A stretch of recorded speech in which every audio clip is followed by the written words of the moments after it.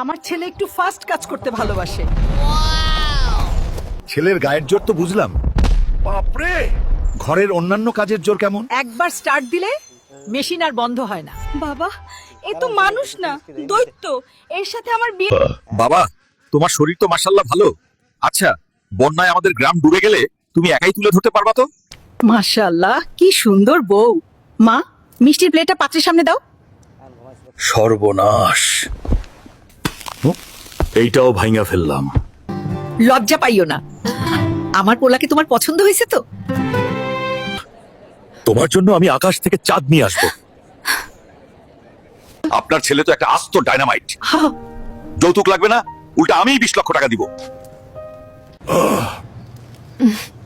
আপনি ঘুমালে নাকটা একটু আস্তে ডাকবেন প্লিজ। এইটা আবার কিসের শব্দ রে ভাই? একটু শান্তিতেও থাকতে দিবি না? দেখছস দেখছস হালক ভাই কেমনে রাগ করতেছে। আরো কাছে নে। ওরে বাবা, এইবার তো সর্বনাশ হয়ে যাবে। ড্রোন ফিরায় আন। আজকে তোদের আমি খাইছি। দাঁড়া, অনেক হয়েছে, এইবার খেলা শেষ। ভাই মাফ করে দেন, আর জীবনেও আপনার সাথে লাগতে আসবো না। চাচ্চু কত? ভাগ ফন্নির পুত, সাত সকালে মেজাজ খারাপ করবি না। তুই তাকায় থাকলে আমার মাছ পয়সা যাইবো। ভাগ তাড়াতাড়ি ভাগ। পোশাক দেখে মানুষকে বিচার করলাম মিয়া। এই দোকান এখন আমার। ফুট এইখান থেকে। অন্ধকার জগৎ ছাইরা দিছিলাম, মাগার আবার টাইনে আনছস।